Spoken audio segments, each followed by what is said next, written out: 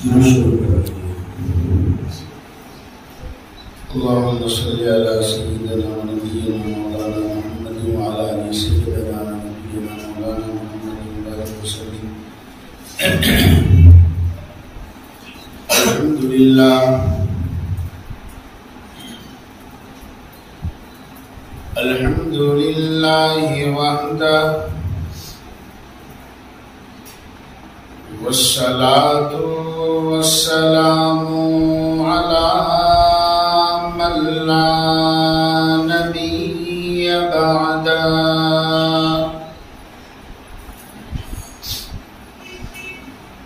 لا نبي بعده ولا نبوة بعده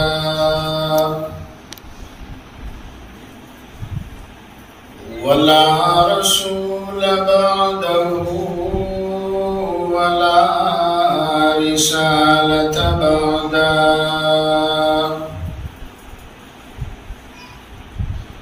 أما بعد فأعوذ بالله من الشيطان الرجيم.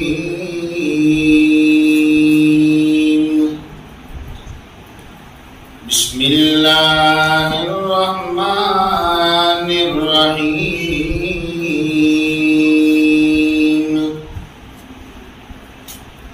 يا أيها الذين آمنوا قوا أنفسكم وأهليكم نارا وقودها الناس والحجارة عليها ملائكة غلاظ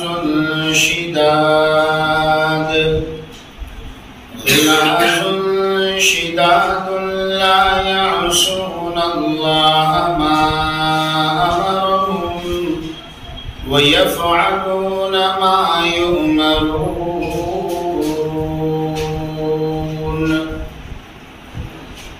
وقال الله تبارك وتعالى: قل للمؤمنات يغضضن من أبصارهن ويحفظن فروجهن ولا يبدين زينتهن إلى آخره، أو كما قال الله سبحانه وتعالى.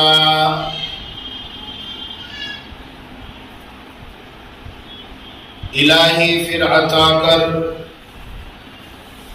ہم کو ذوق درس قرآنی،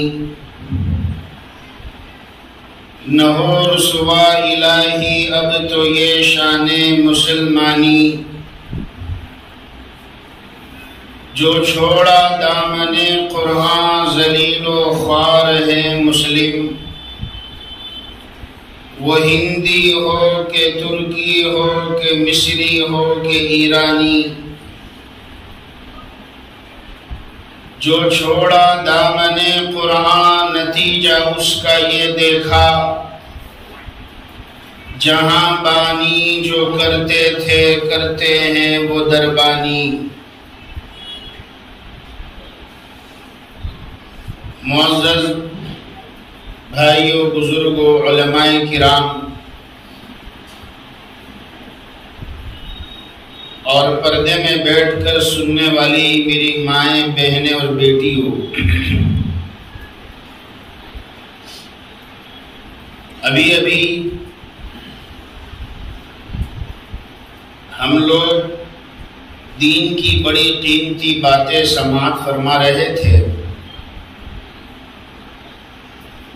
نوجوان عالم مولانا حاجی صاحب کی زبان سے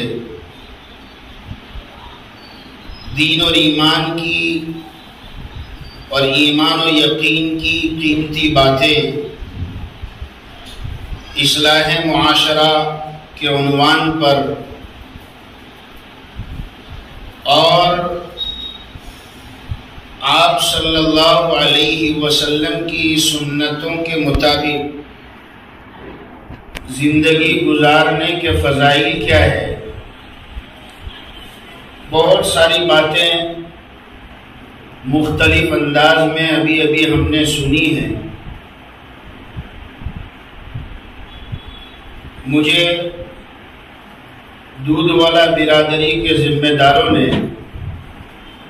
خصوصاً حافظ اسماعیل صاحب اور نوجوانوں نے بتلایا کہ ہمارے یہاں پر ہماری برادری کے اندر ہر ماہ مستورات میں ایک پروگرام ہوتا ہے اور ماشاءاللہ کافی تعداد میں عورتیں جڑتی ہیں، لڑکیاں، ماں بہنیں، مستورات اطراف سے، اس محلے سے کافی تعداد میں جڑتی ہے. آپ کو بھی آنا ہے اور تھوڑی دیر کچھ کہنا ہے. مجھے بڑی خوشی ہوئی کہ ہمارے دودھ والا برادری کی جماعت میں اس طرح سے محنت ہوتی ہے اور قوم کے علماء اور علماء کا ساتھ دینے والے یہ نوجوان ماشاءاللہ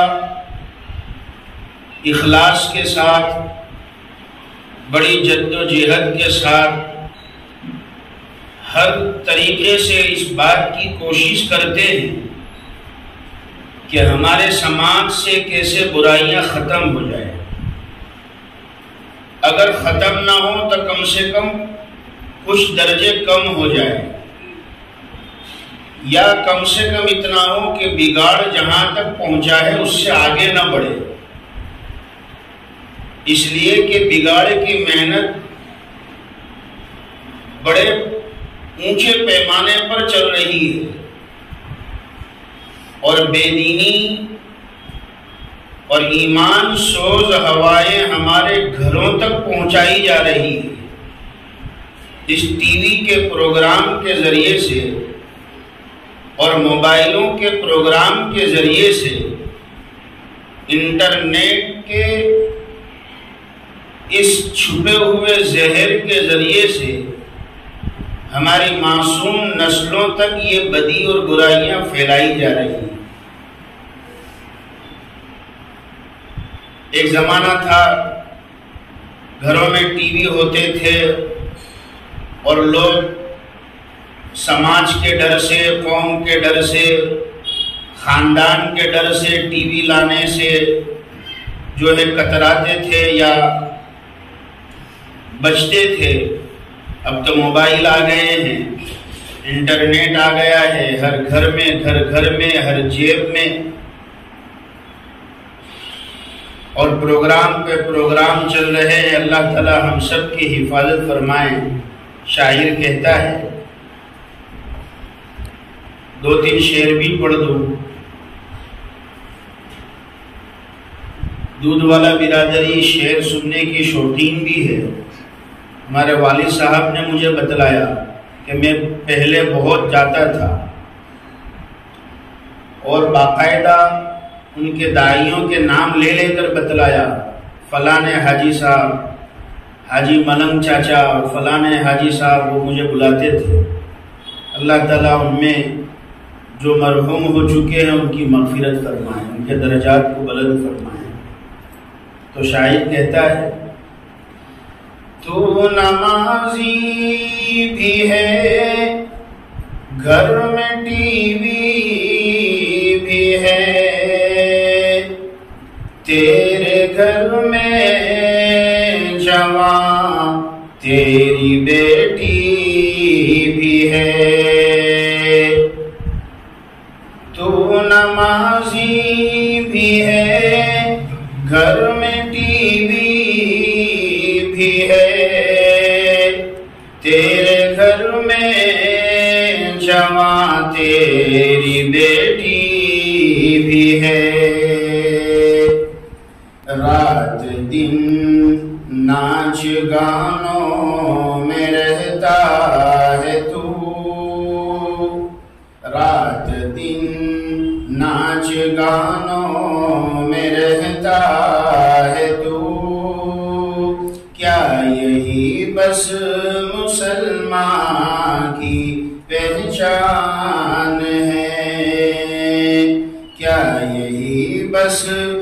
مسلمان کی پہچان ہے، تو بھی اسی پر صبح ہوتی ہے، تو بھی اسی پر اللہ کو ناراض کرتے کرتے سوتے ہیں اور اللہ کو ناراض کرتے کرتے صبح ہوتی ہے۔ مولوی صاحب کلمہ پڑھ کر اٹھتا ہوں صبح میں 8 بجے 9 بجے، جیسے غیر اٹھتے ہیں ایسے آج کا مسلمان بھی اٹھتا ہے۔ عاشق کا جنازہ ہے ذرا دھوم سے نکلے، ابا بھی سوئے ہیں اماں بھی سوئی ہے، ایک بڑے اپارٹمنٹ کے نیچے کھڑے ہو جاؤ اور فجر کی اذان کے بعد آپ دیکھو کتنے لوگ اس میں سے اترتے ہیں، کتنے لوگ نماز کے لیے جاتے ہیں۔ جب اللہ کے احکام ٹوٹیں گے، جب اللہ کے احکامات ہمارے گھروں سے نکالے جائیں گے، تو پھر ہمارے گھروں میں اللہ کی رحمتیں کیسے آئیں گی؟ اللہ کی رحمت کیسے برسے گی؟ برکت کیسے ہوگی؟ جوانیوں میں کیسے برکت آئے گی؟ مال میں کیسے برکت آئے گی؟ زندگیوں میں کیسے برکت آئے گی؟ چہرے پہ نور کیسے آئے گا؟ یہ سب اعمال کے ساتھ تعلق رکھتا ہے۔ صبح میں منادی پکارتا ہے الصلاۃ خیر من النوم، اے لوگو نماز نیند سے بہتر ہے، اٹھ جاؤ سونے والوں اٹھ جاؤ، اللہ کی عبادت کا وقت ہو چکا ہے، اللہ کی تسبیح کا وقت ہو چکا ہے۔ یہ ایسا وقت ہے کہ پرندے، زمین کے جانور، آسمان کے پرندے بھی اللہ کے ذکر میں مشغول ہو جاتے ہیں۔ صبح کے وقت طائران خوش الحان پڑھتے ہیں کل من علیہا فان۔ صبح کے سہانے وقت میں پرندے چہچہانے لگتے ہیں، اللہ کی حمد تعریف بیان کرنے لگتے ہیں اور دنیا کے فنا ہونے کی خبر دیتے ہیں۔ کل من علیہا فان وَيَبْقَى وَجْهُ رَبِّكَ ذُو الْجَلَالِ وَالْإِكْرَامِ فَبِأَيِّ آلَاءِ رَبِّكُمَا تُكَذِّبَانِ۔ جو کچھ دنیا میں ہے، جو کچھ ہمیں نظر آتا ہے، سب ایک نہ ایک دن فنا ہونے والا ہے، سب ایک نہ ایک دن زیر زمین جانے والے ہیں۔ ہم سے پہلے بہت سے لوگ آئے تھے، ہم سے پہلے بہت سے لوگ روئے زمین پر آباد تھے، جن کے ایک اشارے پر ہزاروں گردنیں جھک جاتی تھی، ایک اشارے پر گردنیں جھک جاتی تھی، فوجیں حرکت میں آ جاتی تھی۔ آج قبر پر جا کر دیکھتے ہیں اور سوال کرتے ہیں تو اندر سے کوئی جواب نہیں آتا۔ میری بہنوں، یہ دنیا کی حقیقت ہے۔ کس دنیا میں ہم لگے ہوئے ہیں اور کس دنیا نے ہم کو دھوکے میں ڈالا ہے۔ گونجتے تھے جن کے ڈنکوں سے زمین و آسمان، گونجتے تھے جن کے ڈنکوں سے زمین و آسمان، مرقدوں میں چھپ پڑے ہیں، ہوں نہ کچھ بھی نہیں۔ خاموش، قبر پر جا کر پوچھتے ہیں، آواز دیتے ہیں، اندر سے جواب نہیں آتا۔ اور محلوں کا اور گھروں کا کیا حال تھا، جن کے محلوں میں ہزاروں رنگ کے فانوس تھے، جن کے محلوں میں ہزاروں رنگ کے فانوس جھاڑ ان کی قبر پر ہے اور نشان کچھ بھی نہیں۔ ہزاروں رنگ کے فانوس اور قمقمے جلتے تھے، ایک ہی رنگ کے تکیے ہو، ایک ہی رنگ کی چادر ہو، ایک ہی رنگ کے گدے ہو، ایک ہی رنگ کے پردے ہو، میچنگ۔ یہ تو عورتوں کی عادت تھی، اب مردوں میں بھی آ گئی ہے میچنگ۔ ہر چیز میں میچنگ تلاش کرتے ہیں۔ قبر میں کون سا میچنگ لائیں گے؟ سفید رنگ کا کفن ہے اور کوئی کپڑا نہیں ہے اور کوئی کلر نہیں ہے۔ منہا خلقناکم وفیہا نعیدکم ومنہا نخرجکم تارۃ اخری۔ اسی مٹی سے ہم نے تم کو بنایا ہے، اسی مٹی میں پھر تمہیں دوبارہ جانا ہے، اور پھر اسی مٹی سے تمہیں دوبارہ ہم قیامت کے میدان میں پھر کھڑا کر دیں۔ میرے بہنوں، بات بڑی سادہ اور بڑی پیاری تھی جو مولانا حاجی صاحب نے ہمارے سامنے پیش کی کہ دنیا کی حقیقت کیا ہے۔ یہ بیانوں کے ذریعے سے، ان پروگرام کے ذریعے سے، علماء کرام کی محنت کے ذریعے سے، دعوت و تبلیغ میں مرد عورتوں کی نقل و حرکت کے ذریعے سے یہی تو سکھایا جاتا ہے کہ برف کی طرح ہے، عیش میں بھی زندگی گزر جائے گی اور تیش میں بھی زندگی گزر جائے گی، خوشی میں بھی گزر جائے گی اور غمی میں بھی گزر جائے گی۔ ہو رہی ہے عمر مثل برف کم، چپکے رفتہ رفتہ دم بدم۔ کل تک بچے تھے، آج جوان ہو گئے، شادی ہو گئی، آج ہم خود صاحب اولاد ہو گئے۔ ایک دن ایسا آئے گا کہ ہم سے اگلے سب چلے جائیں گے، پھر ہمارا نمبر آئے گا۔ ہر گھڑی منقلب زمانہ ہے، یوں ہی دنیا کا کارخانہ ہے۔ موت کس کو چھوڑ جاتی ہے، آج وہ کل کو میری باری آتی ہے۔ اصل آخرت کا گھر ہے، اصل قبر کی تیاری کرنی ہے۔ جو قیامت کے میدان میں پاس ہو گیا، کامیاب ہو گیا، جہنم کی آگ سے بچا لیا گیا اور جنت میں داخل کر دیا گیا، قرآن کہتا ہے صحیح معنی میں وہی کامیاب ہے۔ فَمَنْ زُحْزِحَ عَنِ النَّارِ وَأُدْخِلَ الْجَنَّةَ فَقَدْ فَازَ وَمَا الْحَيَاةُ الدُّنْيَا إِلَّا مَتَاعُ الْغُرُورِ۔ جو جہنم کی آگ سے بچا لیا گیا، جو جہنم کی آگ سے بچا لیا گیا، کون بچا لیا جائے گا؟ جس کو قبر میں بچا لیا جائے گا، جس کی قبر سنور جائے گی اس کی آخرت سنور جائے گی۔ اور قبر کس کی سنورے گی؟ فرمایا جس کی زندگی سنورے گی اس کی قبر بھی سنور جائے گی۔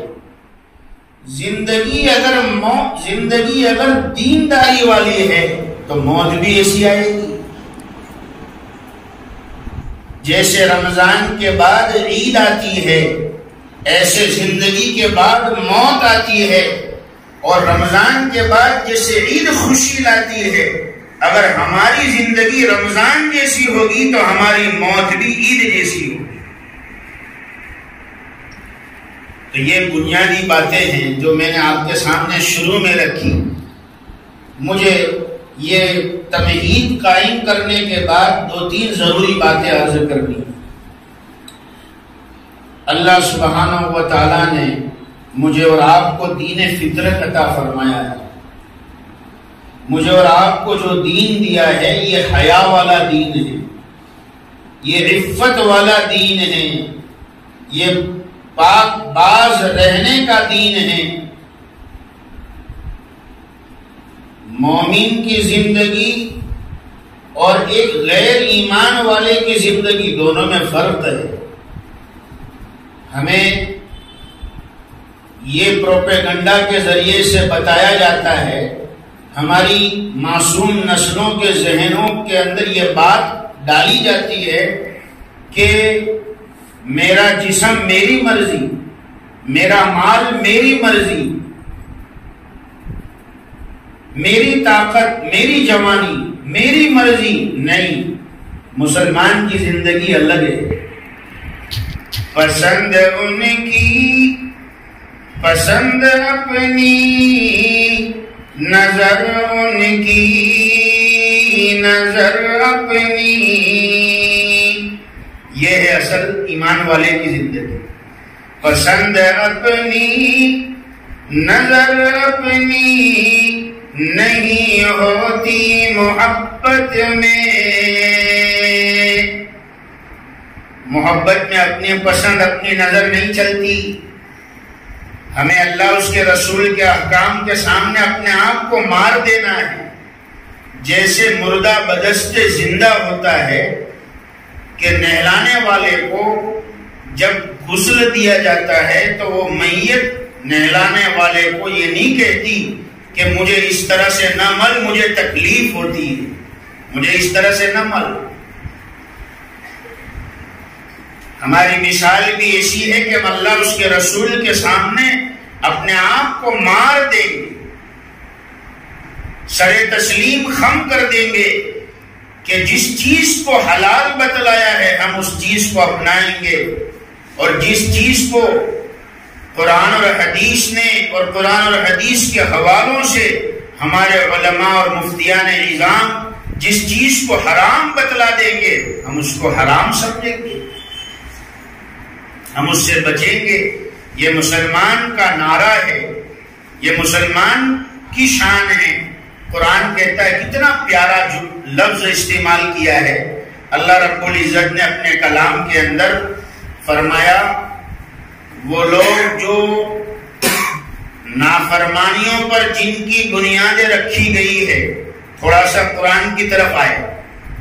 میں اپنی ماں بہنوں کے ذہن کو قرآن کریم کی طرف لانا چاہتا ہوں. میرے خیال سے سبھی ماشاءاللہ دھیان سے ہی سن رہے ہوگی. یہ تو بھائی بڑودہ شہر ہے، یہاں تو کوئی جلدی سونے والا عادی نہیں ہوتا. ہمارے یہاں تو قاری احمد علی صاحب کا مشہور جملہ کہتے ہیں کہ بھائی پہلے کیا کہتے ہیں، پہلے کھانا، پہلے دکان، پھر کھانا، مکان، پھر پان، پھر بیان. تو ایسا انشاءاللہ ایسی کوئی ماں بہن ایسی نہیں ہوگی کہ ابھی سے سو جا نہیں سن رہے. ماشاءاللہ امید ہے کہ سبھی غور سے سن رہی ہوگی انشاءاللہ، اور آپ کو بڑا لطف بھی آئے گا قرآن سننے میں، قرآن سمجھنے میں. یہ اللہ کا کلام ہے، طبیعت تو اکتائے گی نہیں. اور میرے خیال سے دودھ والا محلے کی مستورات تو یہ کہے کہ مولوی صاحب تمہیں ساماٹے گھبراؤ چھو، تمہارا پچھی پن کوئی مفتی صاحب بیان کروانا ہو تو پن ہمیں ہمبڑوا تیار ہے، تو بھی ہم تیار ہیں. میں کہ ماشاءاللہ شاباش، ایسی خاتون کو شاباشی دینی چاہیے. مولانا ایک بیان کیا، 3 بیان بھی ہو تو بھی ہم سننے تیار ہیں. قرآن کا بیان ہے، اللہ اس کے رسول کی بات ہے. تو فرمایا، ام حسب الذین اجترحوا السیئات ان نجعلهم كالذین آمنوا وعملوا الصالحات سواء محیاهم ومماتهم ساء ما كانوا يحكمون. کیا ان نافرمانوں کا یہ سمجھنا ہے؟ دیکھیے ایمان والے مردوں اور عورتوں کو تو اس آیت کو سن کر اتنا خوش ہونا چاہیے کہ اللہ سبحانہ و تعالی ایمان والوں کی طرف سے دنیا کی قوموں انسانوں کو کہتے ہیں کہ کیا تمہارا یہ سمجھنا ہے، ام حسب الذین اجترحوا السیئات، جن کی زندگیاں نافرمانیوں پر گزرتی ہے، ان کا یہ سمجھنا ہے کہ ام ان نجعلہم کالذین آمنوا وعملوا الصالحات، کہ ہم ان کو ایمان اور اعمال صالحہ کرنے والوں کے ساتھ ان کے جیسا کر دیں گے. یہ تمہارا درجہ، تمہارا رتبہ ایمان والوں کی طرح ہو جائے گا کہ جو ایمان بھی لائے اور اعمال صالحہ بھی کرتے. نہیں نہیں نہیں، سواء محیاہم و مماتہم. اور تمہارا یہ سمجھنا اور تمہارا یہ گمان کرنا ہے کہ تمہاری زندگی اور ایمان والوں کی زندگی، تمہاری موت اور ایمان والوں کی موت دونوں برابر ہے. کیا تمہارا یہ سمجھنا ہے؟ قرآن کہتا ہے صاف الفاظ میں ساء ما کانوا یحکمون. نہیں نہیں، یہ بری سوچ ہے، بالکل غلط فیصلہ ہے، اور یہ غلط تمہارا ڈیسیزن ہے. ایسا بالکل نہیں ہو سکتا. ایمان اور اعمال صالحہ کرنے والوں، ایمان اور اعمال صالحہ والوں کی زندگی تمہاری زندگیوں سے الگ ہے.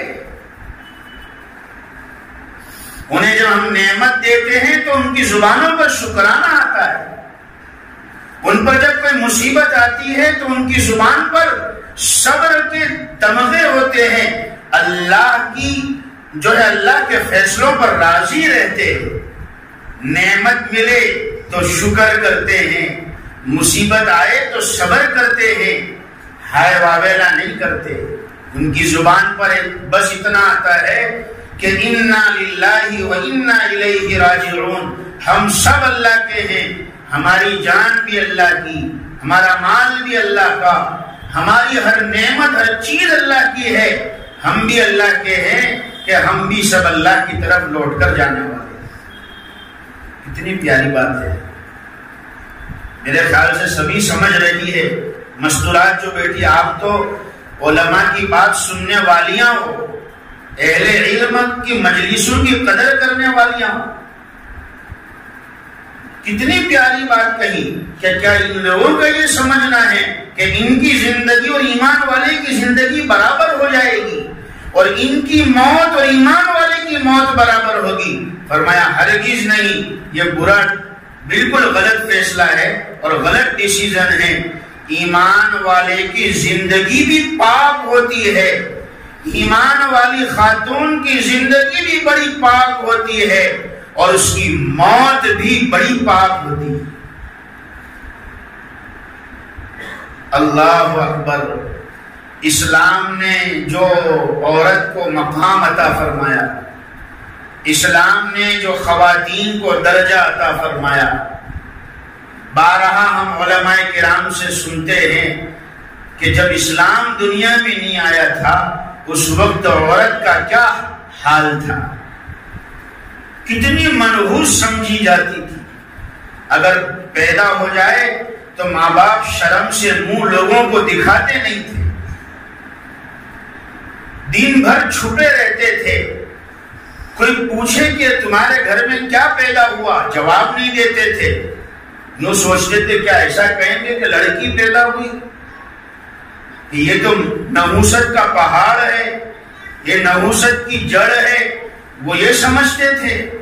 قرآن آیا، اسلام آیا، اور میری دودھ والا برادری کی بہنوں اور ماؤں، جب میرے اور آپ کے آقا تاجدار مدینہ احمد مجتبی و محمد مصطفیٰ صلی اللہ علیہ وسلم اس دھرتی اور دنیا پر جب تشریف لائے تو میرے اور آپ کے آقا نے عورت کا مقام بتلایا. قرآن نے عورت کا مقام بتلایا.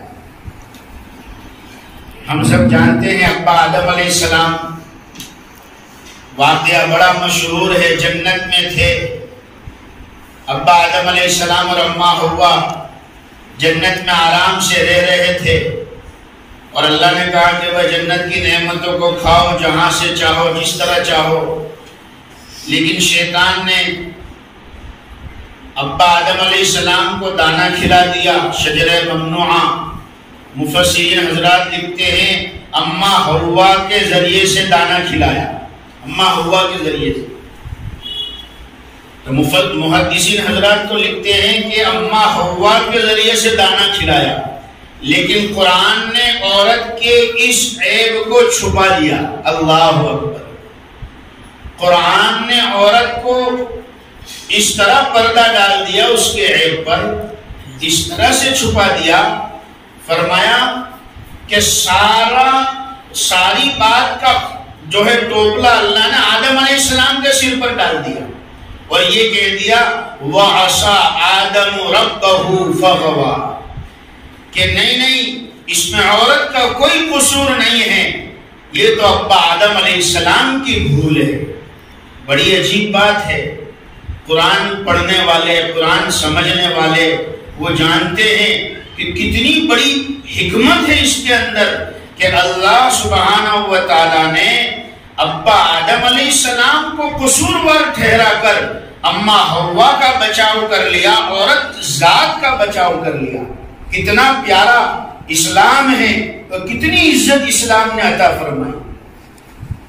اولاد کا ذکر جہاں قرآن میں آیا تو قرآن نے لڑکیوں کا ذکر پہلے کر دیا۔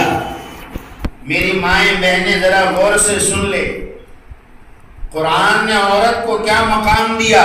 قرآن کہتا ہے يَهَبُ لِمَن يَشَاءُ إِنَاثًا وَيَهَبُ لِمَن يَشَاءُ الذُّكُرَ أَوْ يُزَوِّجُهُمْ ذُكْرَانًا وَإِنَاثًا وَيَجْعَلُ مَن يَشَاءُ عَقِيمًا۔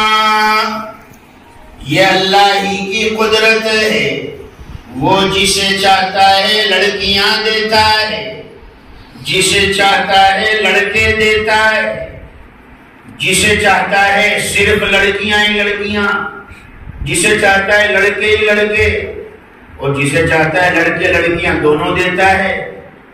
اللہ کی قدرت ہے۔ اور میاں بھائیوں کے یہاں، مسلمانوں کے یہاں تو ماشاءاللہ اللہ کا فضل ہے، ذالک فضل اللہ یؤتیہ من یشاء۔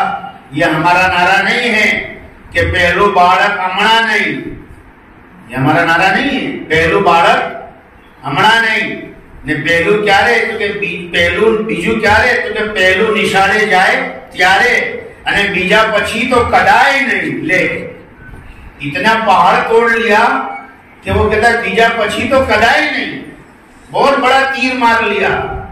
حضرت مولانا ابراہیم صاحب دیولوی دامت برکاتہ ہمارے ناگرواڑہ مرکز پر ہی تشریف لائے تھے، مجھے اچھی طرح یاد ہے، کئی سالوں پہلے کی بات ہے۔ حضرت نے ایک لطیفہ سنایا تھا، حضرت مولانا ابراہیم صاحب دیولوی دامت برکاتہ کہنے لگے کہ ہمارے ایک دوست ہے، ان کے 18 بیٹے 18 بیٹے ہمارے ایک دوست ہے۔ یہ اللہ کا فضل ہے، ذالک فضل اللہ یؤتیہ من یشاء۔ 18 بیٹے، اور پھر حضرت نے فرمایا اس اللہ کے بندے نے سب کے نام بھی ایسے ہی رکھے تھے، کسی کا نام عنایت الہی، کسی کا نام فضل الہی، ایک کا نام رحمت الہی، ایک کا نام نعمت الہی، ایک کا نام کرم الہی۔ تو مولانا نے کہا کہ اب 19واں بیٹا ہو تو نام رکھنا بس الہی، 19واں بیٹا ہو تو نام کیا رکھنا؟ بس الہی۔ اللہم حوالینا ولا علینا، اے اللہ تھوڑا رحمت کو وہاں بھی بھیج جہاں بالکل بھی قطرے نہیں ہے، وہاں بھی رحمت بھیج۔ تو مجھے یاد رکھنا، ابھی میں تھوڑا اس پر بیان کر کے آیا ہوں پریسیڈنٹ ہوٹل کے اندر، 9 بجے وہیں بیان تھا۔ تو مجھے یاد کرنا ہے کہ اللہ رب العزت نے عورت کا کیا مقام۔ میری بہنوں، اگر ہماری عورتیں اور آپ لوگ اگر سجدہ شکر میں پوری زندگی بھی گزار دو تو کم ہے کہ اسلام نے عورت کو کیا عزت اور رتبہ عطا فرمایا۔ زمانے جاہلیت کے عرب لڑکیوں کو زندہ گاڑ دیتے تھے۔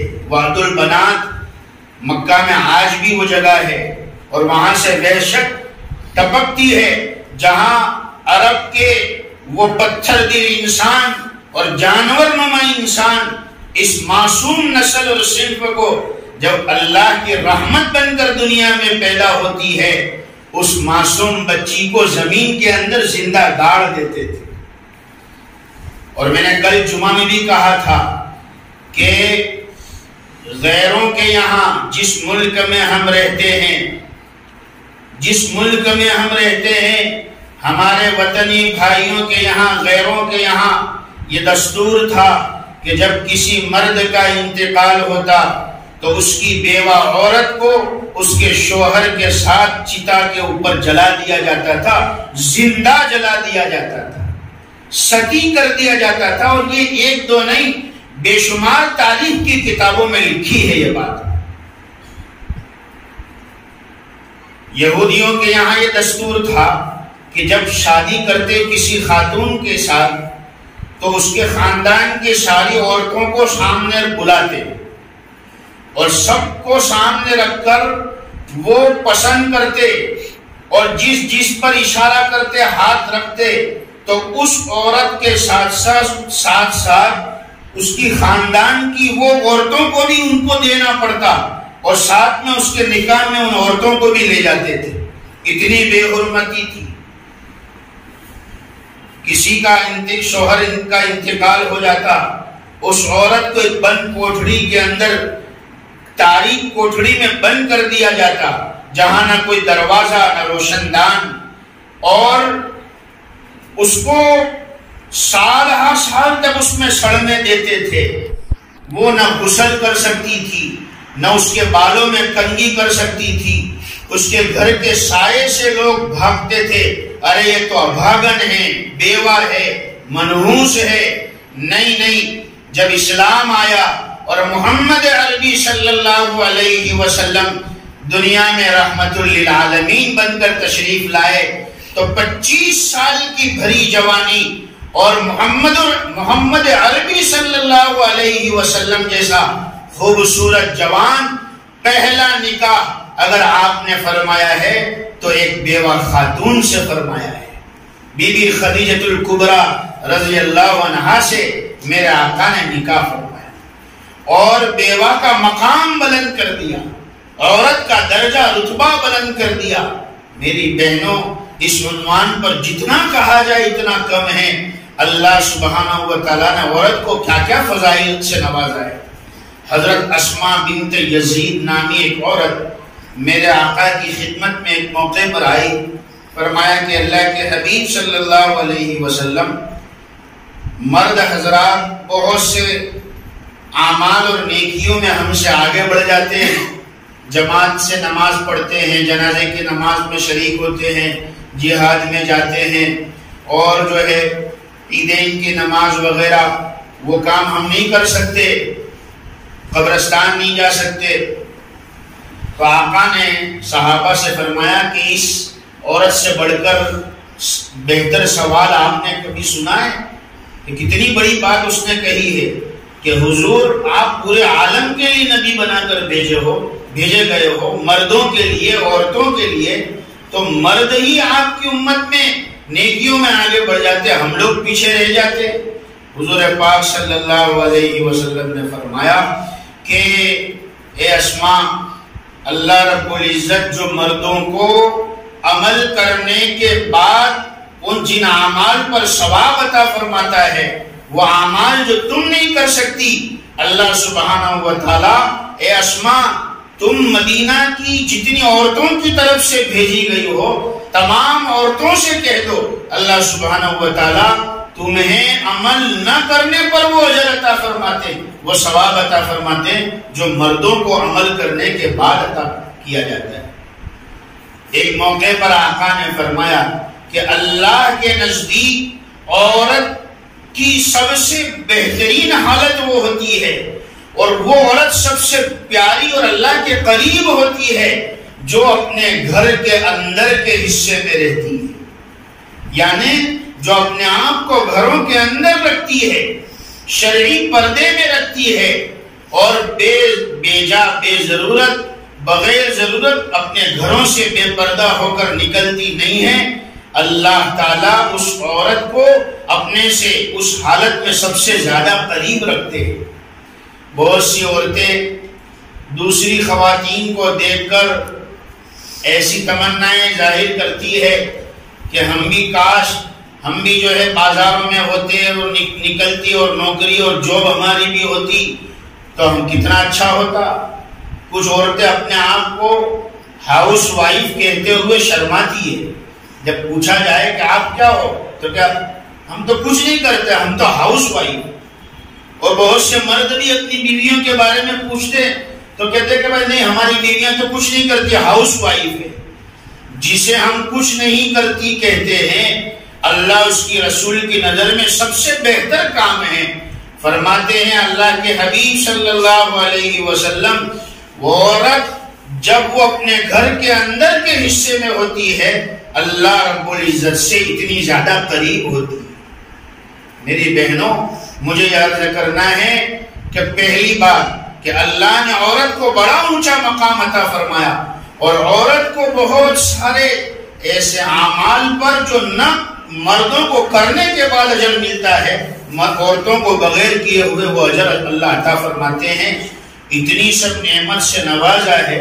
عورتوں کی جو ہے ماں بہنوں کی ذمہ داری ہے اللہ کے قوانین کو اپنے گلے لگائے، اللہ کے قوانین کو جو ہے اپنی زندگیوں میں اتارے، اسے پسند کرے. عورتوں کے لیے سب سے بڑا قانون اسلام کا یہ ہے کہ عورت کی ذات جو ہے وہ شرعی پردے کے اندر رہے، شرعی پردے کے اندر رہے.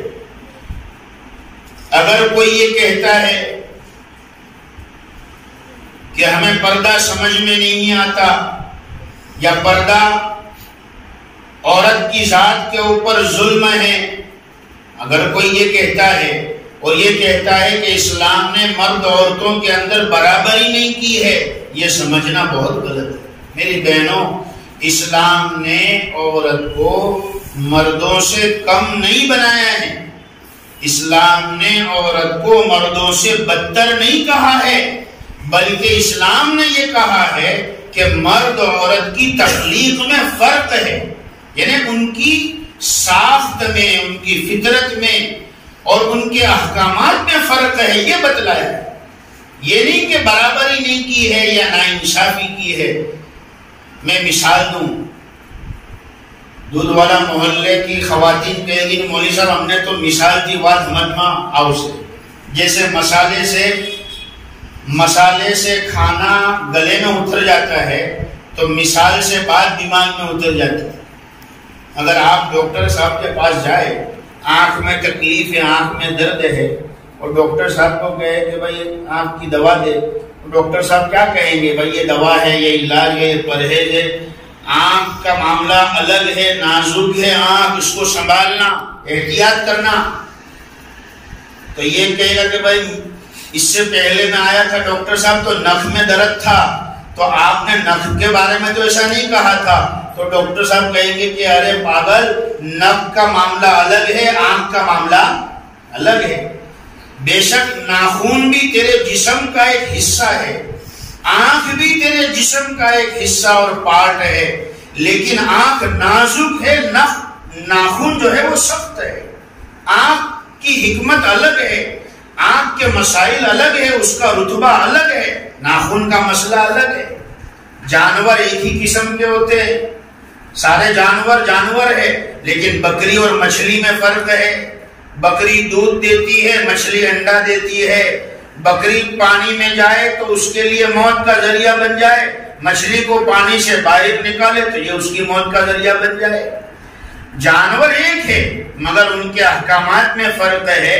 بالکل اسی طریقے سے عورت اور مرد تخلیق کے اعتبار سے، انسانیت کے اعتبار سے تو ایک ہے، مگر ان کے احکامات میں اللہ نے فرق رکھا ہے. عورت مرد جیسی نہیں بن سکتی، اور میرے اور آپ کے آقا نے لعنت بھیجی ہے اس عورت پر جو مرد کی مشابہت اختیار کرے، مردوں جیسے کپڑے پہنے، مردوں جیسی چال چلے، مردوں جیسے بال رکھے. ہاں، بال عورتوں کی زینت ہے. اب تو کچھ خواتین جو ہے بالوں کو کٹوا کر رکھتی ہے اور پھر اس کو 70 العیوب اوپر سے جو ہے نقاب اور رومال بھی پہن لیتی ہے، کسی کو پتہ نہ چلے. اللہ نے عورت کو بالوں کے ذریعے زینت عطا فرمائی. یہ بال اللہ کی نعمت ہے، ہاں، لیکن اس کو کھلا رکھنا، شادیوں کے موقعوں پر اسے کھلا رکھنا، منگنیوں کے اندر، پکنک اور پارٹیوں کے اندر، گارڈن اور باغیچوں کے اندر بال کھلے رکھ کر گھومنا، میرے اور آپ کے آقا نے فرمایا جو عورت کھلے بال رکھ کر بازار میں چلتی ہے اور وہ ایسی چلتی ہے جیسے اونٹ کے کوہان ہوتے ہیں، جیسے اونٹ چلتا ہے تو اس کا کوہان ہلتا ہے، یہ اپنے سروں کے بالوں کو ایسے گوندھ کر اور باندھ کر بازار میں مردوں کے بیچ میں نکلتی ہے کہ جیسے اونٹ کا کوہان ہلتا ہے اس کا سر اور بال ہلتے ہیں۔ آقا نے فرمایا ایسی عورت جنت تو کیا جنت کی خوشبو بھی نہیں سونگھ سکی۔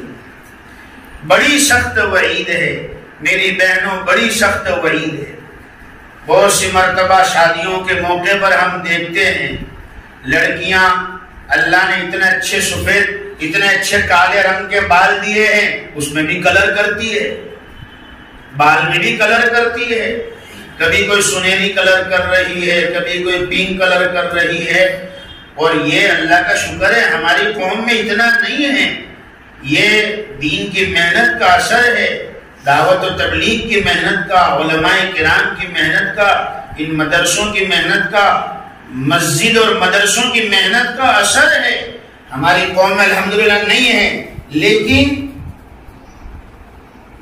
جہاں ساری کیریاں ہوں اور ایک سڑی ہوئی کیری آ جائے تو پھر وہ دوسروں کو بھی سڑاہٹ دوسروں کے اندر بھی پیدا کر دیتی ہے، صحبت کا بھی اثر پڑتا ہے۔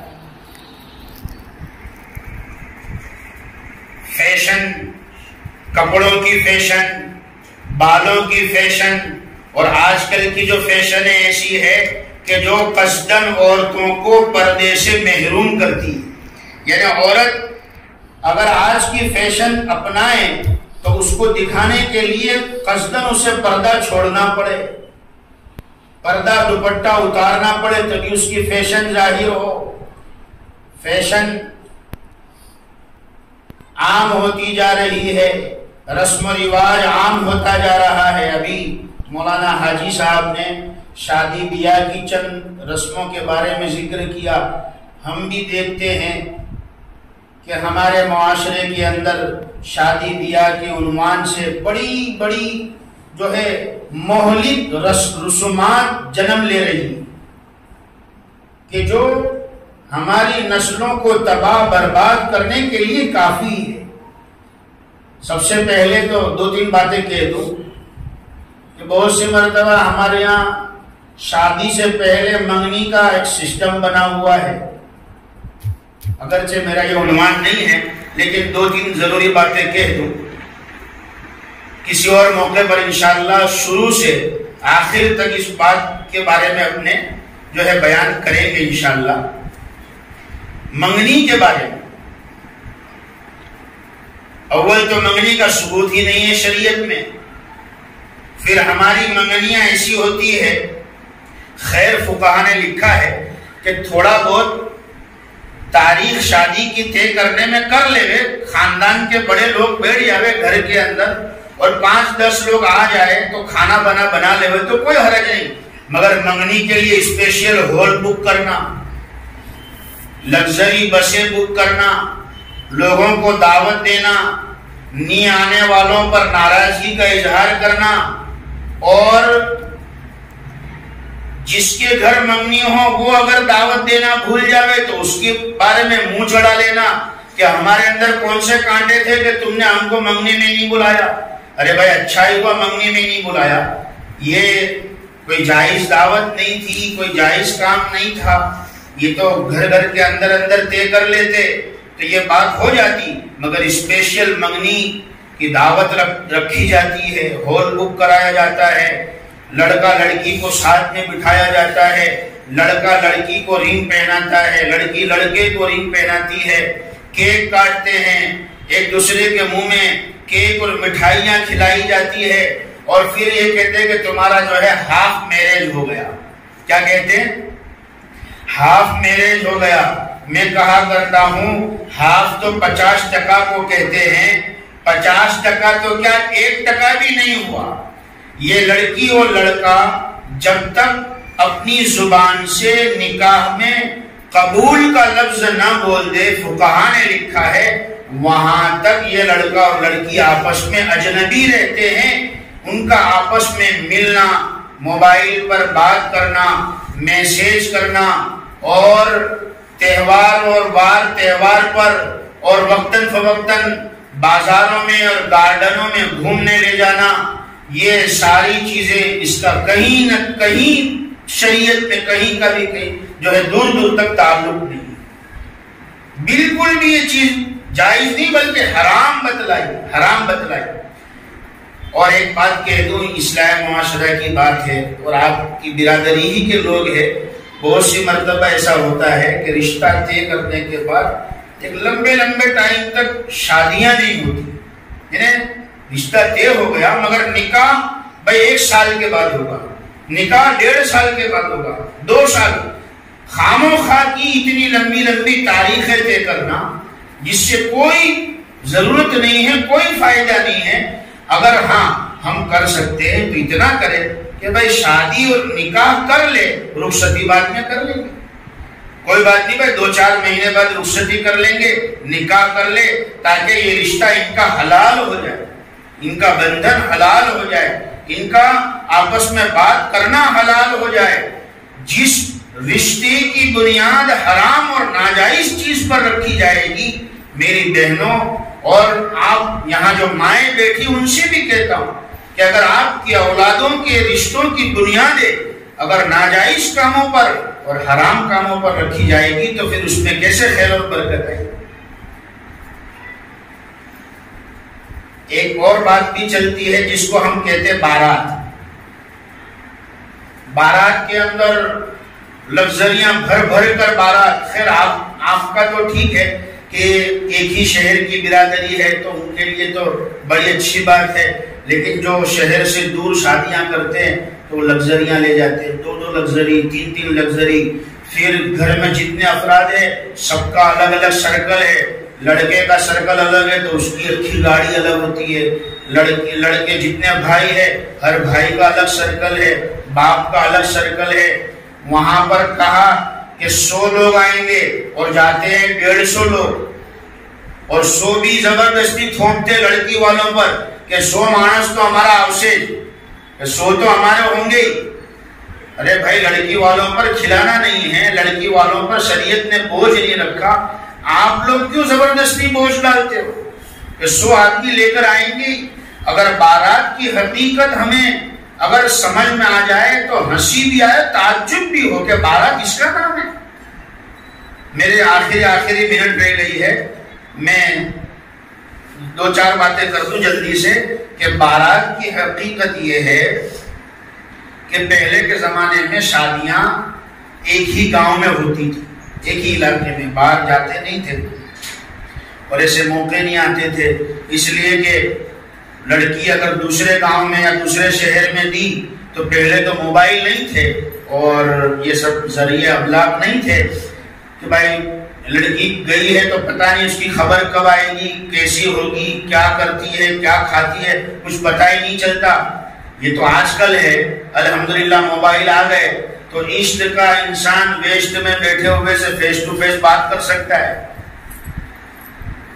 اور لڑکیاں لنکا میں ہوتی ہے، سسرال کہاں ہے، پیئر کہاں ہے، لیکن موبائل ایسا ہے کہ روزانہ ماں کو اپڈیٹ دیتی رہتی ہے لڑکی، اور ماں بھی اپڈیٹ لیتی رہتی ہے کہ آج کیا بنایا تھا، آج گھر میں کون آیا تھا، آج فلانے نے کیا کہا اور کس نے کیا کہا، باقاعدہ اس کا اپڈیٹ ہوتا ہے۔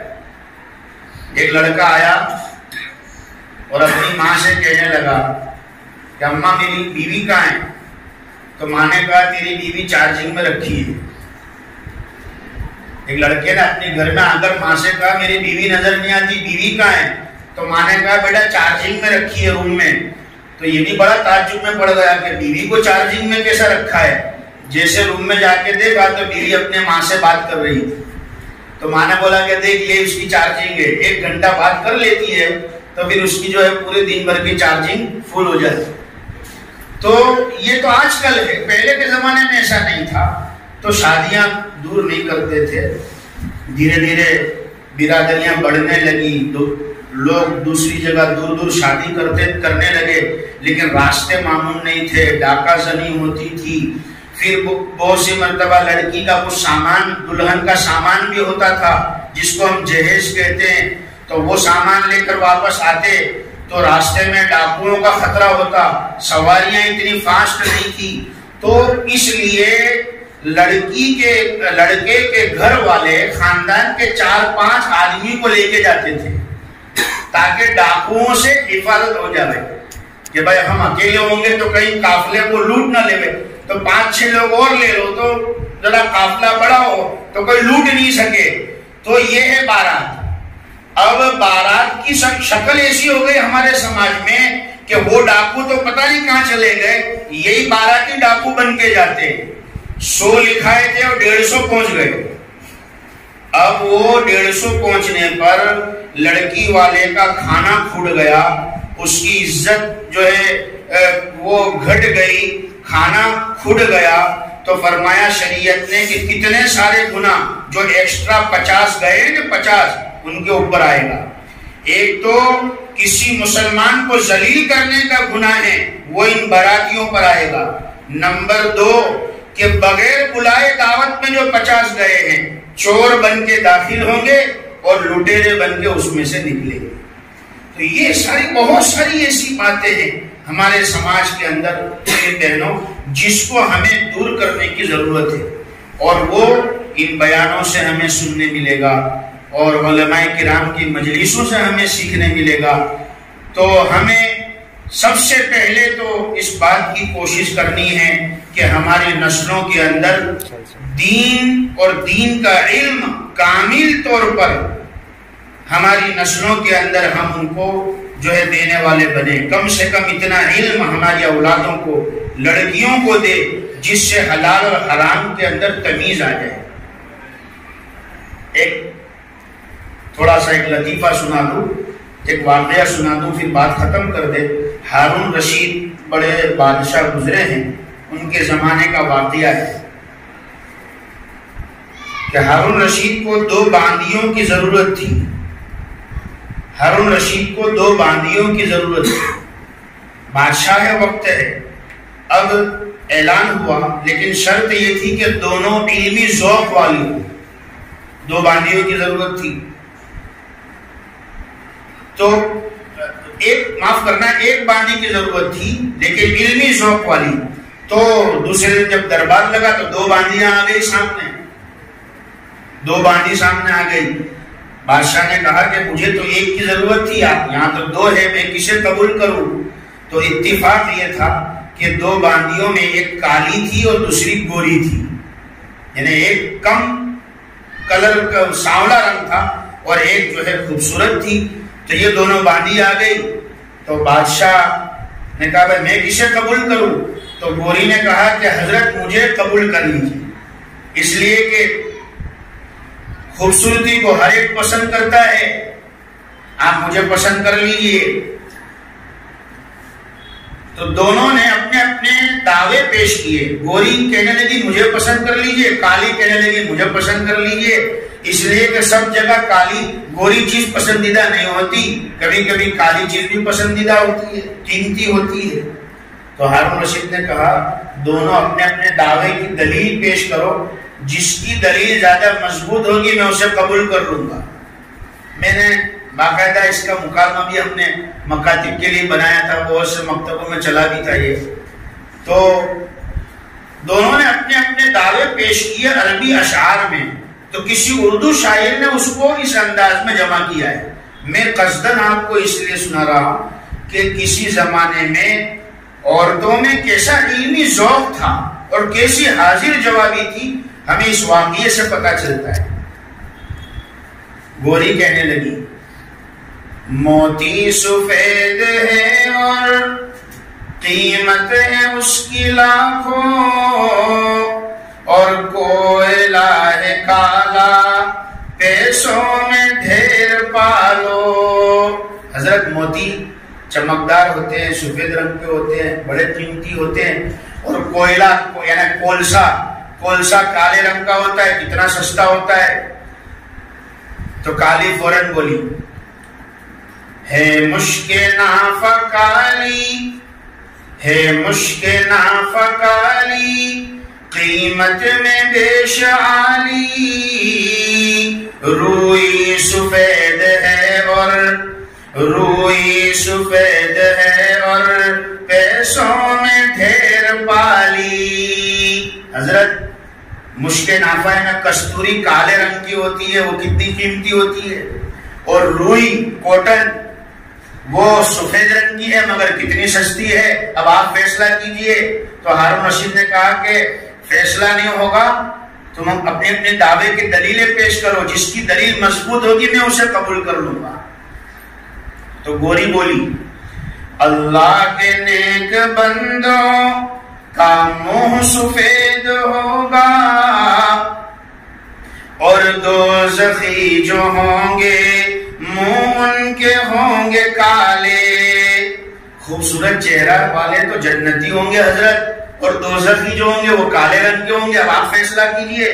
تو کالی فوراً بولی آنکھوں کی پتلی کالی، آنکھوں کی پتلی کالی ہے نور کا وہ چشمہ، اور آنکھ کی سفیدی، اور آنکھ کی سفیدی ہے نور سے وہ خالی. حضرت انسان کو جو نظر آتا ہے وہ آنکھ کی کالی ٹکیا سے نظر آتا ہے، باقی جو وائٹ حلقہ ہے وہ تو بے نور ہے. اب آپ فیصلہ کیجئے. تو ہارون رشید نے کہا کالی جاوے ایسی لگتی نہیں ہے، فیصلہ نہیں ہوگا، مقابلہ جاری رکھا جائے. گوری بولی کاغذ سفید ہیں سب قرآن پاک والے. حضرت قرآن کے ورق جو ہے وہ سفید رنگ کے ہے. اب آپ فیصلہ کیجئے کہ سفیدی کو کتنا اللہ نے درجہ دیا. کاغذ سفید ہیں سب قرآن پاک والے. تو کالی فوراً بولی اور ان پہ جو لکھے ہیں کالے، مگر اس پر جو حروف لکھے ہوئے وہ کالے رنگ کے ہیں. اب آپ فیصلہ کیجئے. تو ہارون رشید نے کہا کہ کالی جاوے ایسی لگتی نہیں ہے، فیصلہ نہیں ہوگا، مقابلہ جاری رکھا جائے. پھر وہ گوری بولی میلاد کا جو دن ہے، میلاد کا جو دن ہے روشن وہ بالیقین ہے. میلاد یعنی حضور کی پیدائش. حضور کی پیدائش صبح صادق کے وقت ہوئی تھی، یعنی اجالے میں حضور کو اللہ نے پیدا فرمایا. اگر کالی پسندیدہ چیز ہوتی تو اللہ حضور کو آدھی رات میں پیدا کرتے. یہ گوری بول رہی ہے میلاد کا جو دن ہے روشن وہ بالیقین ہے. تو کالی فوراً بولی اور معراج کی جو شب ہے، معراج کی جو شب ہے کالی ہے یا نہیں ہے. حضرت حضور کو بے شک اللہ نے دن میں پیدا کیا، مگر جب معراج میں بلایا ساتوں آسمان پر نماز کا تحفہ دینے کے لیے تو اللہ نے رات میں بلایا، اور رات کیا ہوتی ہے؟ کالی ہوتی ہے. گوری کہنے لگی انصاف کیجئے گا، کچھ سوچئے گا پیارے، سورج سفید روشن تارے سفید سارے. سورج بھی چمکدار، تارے بھی روشن. حضور اب فیصلہ کیجئے، اللہ نے اس چمکدار چیزوں کو کیا درجہ دیا؟ چاند تارے بنا دیا چمکتی ہوئی چیزوں کو. تو کالی فوراً بولی ہاں سوچئے گا آقا. بڑا دلچسپ ہے لیکن وقت نہیں ہے کہ میں تفصیل سے کروں، میں ختم کر رہا ہوں اسے. ہاں سوچئے گا آقا ہے آپ عقل والے، کالا غلاف کعبہ، کالا غلاف کعبہ حضرت بلال کالے. حضرت بے شک چاند تاروں کو اللہ نے چمکدار بنایا، سروں پر سجایا، مگر خانہ کعبہ کا غلاف کالے رنگ کا. حضرت بلال حبشی رضی اللہ تعالیٰ عنہ جن کی آواز ساتوں آسمان سے اوپر حضور نے سنی، وہ بھی کالے رنگ کے تھے. اب آپ فیصلہ کیجیے. آخر میں وہ گوری نے ایک سب سے بڑی دلیل پیش کی اور اس نے یہ کہا رخ مصطفیٰ ہے روشن، دانتوں میں ہے اجالا۔ حضرت چمکدار اور خوبصورت چہرہ اللہ نے حضور کا بنایا تھا، اور ان کے دانتوں سے روشنی نکلتی تھی، چمک نکلتی تھی، اور جمال والا چہرہ تو حضور کا تھا۔ اب آپ فیصلہ کیجئے کہ میں زیادہ پسندیدہ ہوں یا یہ زیادہ پسندیدہ ہے۔ کہنے لگی رخ مصطفیٰ ہے روشن، دانتوں میں ہے اجالا، تو کالی فوراً بولی اور زلف ان کی کالی، اور زلف ان کی کالی، کملی کا رنگ کالا۔ حضرت جس نبی کا چہرہ جمال والا تھا، جن کے دانتوں سے نور نکلتا تھا، ان کے بال کالے رنگ کے تھے اور کالی کملی استعمال کرتے تھے۔ اب آپ فیصلہ کیجئے۔ ہارون رشید نے کہا مجھے تو ایک باندی کی ضرورت تھی، مجھے تو ایک باندی کی ضرورت تھی، لیکن میں نے تمہارے اس علمی ذوق کو دیکھ کر، اس حاضر جوابی کو دیکھ کر اور سن کر، میں نے تم دونوں کو اپنے جی میں تم دونوں کو اپنی خدمت کے لیے قبول کر لیا اور منتخب کر لیا۔ یہ سننے کو ایک واقعہ ہے، ایک لطیفہ ہے، لیکن ہمارے لیے بڑی عبرت کا مقام ہے کہ اللہ رب العزت علم کی بنا پر اور دین اور علم کی روشنی کی بنا پر اللہ نے بندوں اور بندیوں کا کیا رتبہ اور مقام رکھا ہے، ہم اس کو سوچ نہیں سکتے کہ اللہ تعالیٰ کہ یہاں علم کی اتنی قدر ہے، چاہے غریب ہو، چاہے امیر ہو، چاہے کالا ہو، چاہے گورا ہو، کوئی بھی ہو، اس کے پاس علم کا نور ہے، مرد ہو عورت ہو، علم کا نور ہے، قرآن اور حدیث کا نور ہے، تو اللہ کے یہاں اس کا بہت بڑا مقام ہے۔ کیوں؟ اسی لیے کہ علم کا نور ہوگا تو شیطان اسے گمراہ نہیں کر سکے گا، علم کا نور ہوگا تو رسم و رواج کے اندر وہ مبتلا نہیں ہوگا، علم کا نور ہوگا تو وہ حرام کاموں سے بچنے والا ہوگا، علم کا نور ہوگا وہ بندوں کے بھی حقوق ادا کرے گا اور اللہ کے بھی حق ادا کرے گا، جان جان کر، سیکھ سیکھ کر۔ اسی لیے میرے بہنوں، میری آخری بات ہے، ضرورت ہے اس بات کی کہ اپنی ہم ان مجلسوں کی قدر کریں، ان مجلسوں کی قدر کریں، علماء کرام کی مجلسوں کے اندر زیادہ سے زیادہ جڑنے کی جو ہے ہم کوشش کریں، اور اپنی اولادوں کو علم دوست بنائیں، اپنی اولادوں کو، اپنے نوجوانوں کو، لڑکوں کو، اور خاص طور پر ہماری نوجوان نسل یہ لڑکیاں ہیں، ان کی ہم حتی الامکان کوشش کریں کہ ہوائیں بڑی سخت چل رہی ہے اور ہوا کے رخ بہت غلط جگہ پر نشاندہی کر رہے ہیں۔ اگر ہم نے اپنی اولادوں پر آج فکر نہیں کی، میری بہنوں، بہت خطرہ ہے، بہت خطرہ ہے کہ کہیں ایسا نہ ہو کہ گھر کو آگ لگ جائے گھر کے چراغ سے۔ اللہ تعالیٰ ہمیں کہنے سے زیادہ، سننے سے زیادہ عمل کی توفیق عطا فرمائے، اور اللہ تعالیٰ ہمیں علم حاصل کرنے کی نیک توفیق عطا فرمائے، ان مجلسوں کی قدردانی کرنے کی اللہ توفیق عطا فرمائے، اور علماء کرام، مفتیان کرام اور یہ نوجوان قوم و ملت کے ہمدرد، نیائے مندر محلے کے یہ نوجوان کمیٹی، میں بہت خوش ہوا۔ میں ہمیشہ آپ کا پرچہ بھی پڑھتا ہوں، علماء کے بیان ہوتے ہیں وہ پڑھتا بھی ہوں میں، اور ہمارے محسن بھائی دودھ والا RTO والے، ان کی چینل کے ذریعے سے بہت سے بیان آتے بھی ہے، اسے دیکھتے بھی ہے، سنتے بھی ہے، بڑی خوشی ہوتی ہے۔ یہ کام یہ آپ کا جو آپ کی برادری میں کر رہے، یہ ایک نمونہ ہے دوسروں کے لیے بھی، جتنی برادریاں ہیں، جتنی قومیں ہیں، ہر قوم کے اندر اس طریقے سے محنت ہو اور اصلاح کی فکر ہو، اور صرف یہ نہیں کہ صرف بیان ہو۔ ماشاءاللہ بڑے رفائی کام بھی ہوتے ہیں، ہمارے قوم سے رسم و رواج ختم ہو، اس کے لیے دودھ والا قوم کے اندر باقاعدہ اجتماعی نکاح کے پروگرام بھی ہوتے ہیں، اور وہ بھی جو ہے ہم دیکھتے ہیں ہر سال اس کے پروگرام ہوتے ہیں. ہمارے مفتی عرفان صاحب اور مفتی ذاکر صاحب اور تمام علماء اور ان کے رفقا سب محنت کرتے ہیں. اللہ تعالیٰ اسے قبول فرمائیں، دارین میں بہتر اللہ بدلے عطا فرمائیں. اور جتنے اصلاح معاشرہ کے اقدامات ہیں اللہ تعالیٰ ان تمام اقدامات کو اللہ قبول فرما کر اس کا بہتر سے بہتر جو ہے اللہ اثرات مرتب فرمائیں. بے دینی کو اللہ دور فرمائیں. اللہ تعالیٰ پوری امت پر رحم کا معاملہ فرمائیں. اللہ تعالیٰ کہنے سے زیادہ سننے سے زیادہ عمل کی توفیق عطا فرمائیں. آمین وآخر دعوانا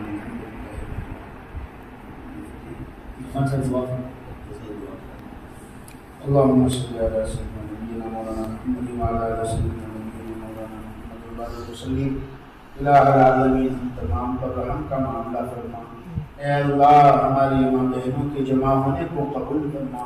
کافی دیر سے مستورات بیٹھی ہے مولا، اپنے تقاضوں کو آگے پیچھے کر کے یہاں آئی ہے مولا. اے اللہ ان کے آنے کو قبول فرما، ان کے بیٹھنے کو قبول فرما، ہمارے سننے سنانے کو قبول فرما. الہ العالمین جس مکان میں اے اللہ یہ نیک کام ہو رہا ہے مولا، اے اللہ خواتین کا جوڑ اجتماع ہو رہا ہے، اے اللہ اس مکان میں اور اس سے لگے ہوئے تمام مکانوں میں اور تمام محلوں میں خیر و برکت نازل فرما. اے اللہ اس ٹوٹی پھوٹی محنت کے صدقے اے الہ العالمین ہمارے معاشرے کی اصلاح فرما. قلوب تیرے اختیار میں ہیں اور تو ہی دلوں کا مالک ہے مولا. جیسے کہنا آسان کیا، سننا آسان کیا، عمل کرنا آسان فرما.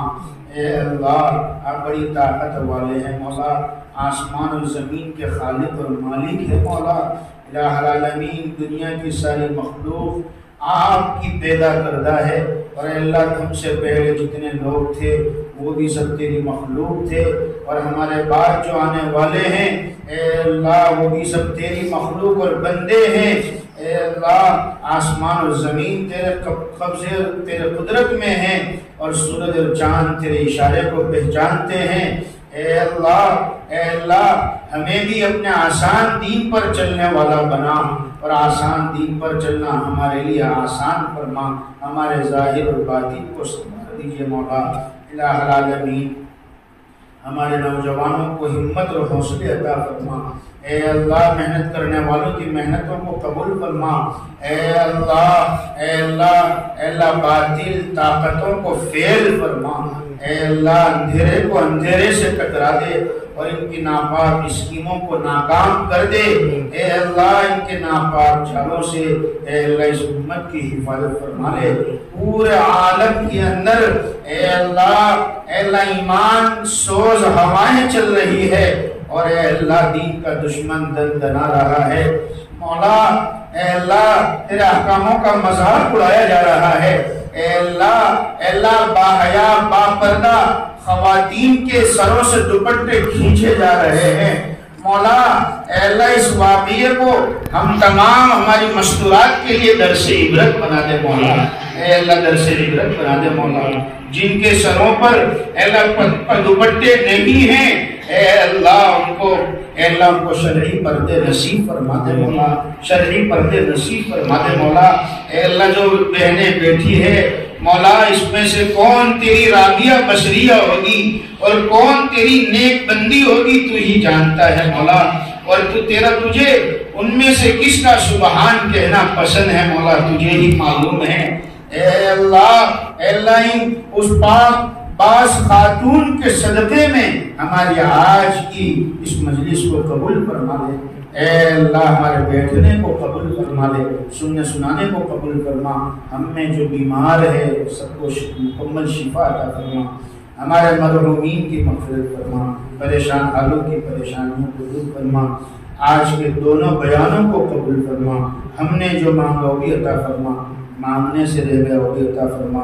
ہماری دعاؤں کو معذرت میں فضل و کرم جناب نبی کریم صلی اللہ علیہ وسلم قبول فرما. جزا اللہ عنا سیدنا محمد صلی اللہ علیہ وسلم. سبحان ربی رب العزت عما یصفون وسلام